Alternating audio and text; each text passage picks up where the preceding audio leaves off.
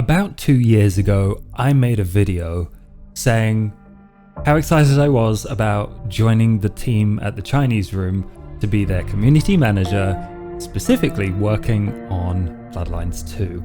And at that point, I'd already been working behind the scenes for about 3-4 months or something like that. And I'd seen a lot. I'd seen a lot of the game. And now it's been a while. I have a new job. I'm going to be working with Dobro Rog Games on Clone Drone in the Hyperdome and Clone Drone in the Danger Zone and all of their new projects.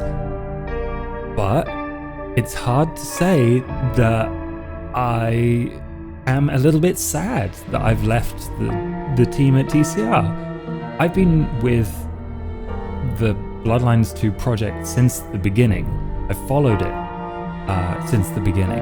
And so I thought I'd talk a little bit about that because there's the new gorgeous render of Lou, the ex-prince of Seattle.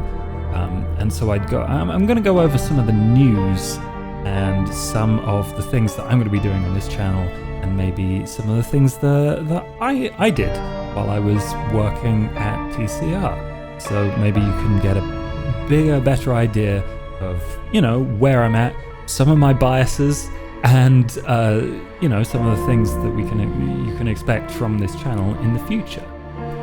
So, like I said, I was with the Bloodlines 2 story since the beginning, and I don't know if I've told many people this, but one time at ParadoxCon, I was talking to the Paradox community manager, and she said, "So you like Vampire the Masquerade?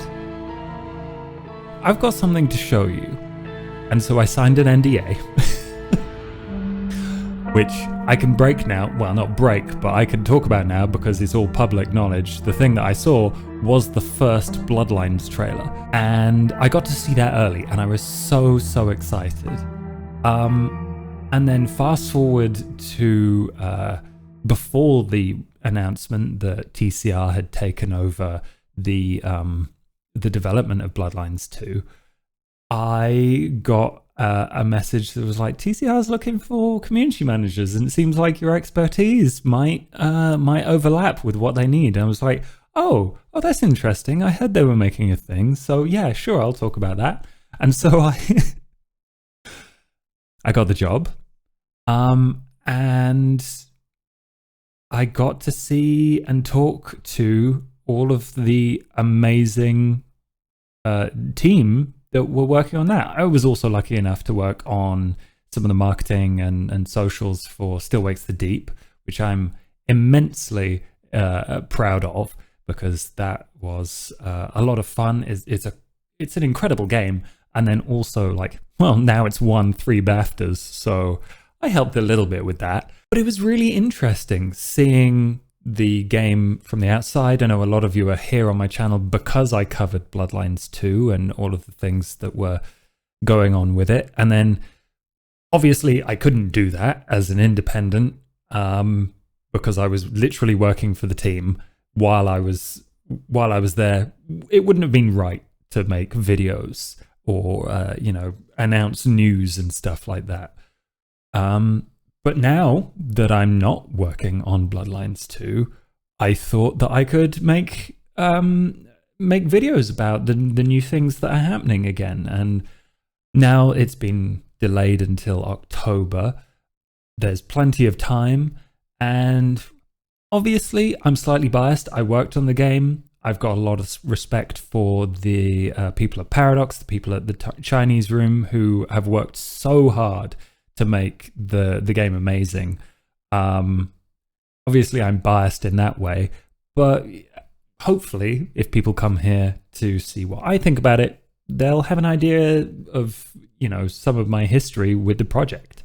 And yeah, I was really excited. So I thought we could take a quick look at the new PC Gamer cover, because Lou is the ex-prince of Seattle, and she gets front and center. Obviously, she's a charismatic and commanding woman with a history in Seattle. If you don't know, Lou Graham was a real woman. She was the madam. She was an owner of many brothels, and she was an immensely rich and powerful woman who had her fingers in every single pie in Seattle. She knew the politicians, she knew the underworld, she knew the regular people. She found a workaround for the sex workers that worked for her to reduce the amount of tax that they got, because there was this weird like exemption for registering yourself as a seamstress. So all of them were like written down officially as seamstresses, which is a fun fact. I think I learned that on like a underground tour of Seattle while I went there with the team PAX. But Lou Graham, now that she's dead, now that she's a kindred, still remains one of the most powerful kindred in the city, even though she has some particular problems. There's just this amazingly characterful image that shows her playing with the cross of St. James, which you can see a bit clearer here in the image from the dev diary, where it talks about one of the rumors that's going around in Seattle about a hunter. So there's some really awesome lore in this image that I thought I would really make sure I point out. Obviously, her eyes glow, makes her look incredibly cool. And the other important piece of news about Bloodlines 2 is that we've heard Fabian being a character that is stuck in your player character, the Nomad, Fire, in your head as a constant companion. And I think it's really cool that I could share with you that Fabian's a Malkavian. Having a Malkavian in your head seems like a really bad plan. So there's a lot of speculation about how he got there, why he's in there, what he's doing. He's also a private detective. In his life, he is a sleuth, and so having him introduce fire into the modern world is probably going to smooth that transition a little bit, which is a nice dynamic for the two of them. Like, he's a little bit of a wisecrack, and it's going to be interesting to see the dynamic. Every now and again, you'll see me think like, what am I allowed to say? What's in the public? so that might be difficult for me if I do more news videos about Bloodlines 2. So now that we're caught up on the most recent Bloodlines 2 details, why don't I go into like a couple of the fun stories that I have from working at TCR? And I think the first one that's just really fun and cute is that when I first joined, there were some people that had played a bunch of VTM, whether it was video games or tabletop, and there were people that had played none of it, and they wanted to know more. So I ran like 5 or 6 one-shots for a bunch of different groups, and the story that I wrote was based in Seattle, based on some of the stuff I knew about the game at the time, and I ran them through this fun little introductory story where, you know, they got to meet Tolly, and I pretended to be Tolly, and showed them how roleplay works, how the tabletop game works, and how their powers work, because, man, there were so many different clans picked out. Like, I think we covered literally every single clan that wasn't like Salubrian Thin Blood. And it was just really fun to get to know the team that way, but also like watch them experiment in the world and get to know it a little bit better. So I really, really loved that. And obviously I had to do actual work, but I totally would have done way more of those. And I think, and I can't remember whether this actually happened. At one point, one of the writers was like, give me your player character names and we'll see if we can find like random tiny NPCs to give those names to. So if there are strange names for like random mooks in game, then that's why. That's one of the things I'm curious about. Did that happen? It might have fallen through the cracks, but that was an idea that was had. It was really funny. Yeah, and I think I should also say thank you to all of you. Everyone was really lovely. I got to work on the dev diaries. I got to talk with people in forums and discords and at PAX and all of these things, and everyone was really, really cool. You know, this game has been in development for a while, and people have, you know, had disappointments from delays and all of these things. But even through that, there's people that were enthusiastic and understanding and interested in, even if they were like, I'm going to wait until the game comes out and then see the reviews and all of that, which is a totally reasonable position, right? Everyone was really cool about talking to me about the game and all of the people that I work with. So I was really encouraged. There's always going to be people that are really upset, and I understand that. But coming from a community manager position, most people were really chill, which is rare in such a large video game community. From speaking from experience, and yeah, I just really enjoyed talking to people. I got to like record videos for the dev diaries. I got to get screenshots and write things up and help the developers write things up, so they were in a very written out in a really understandable way.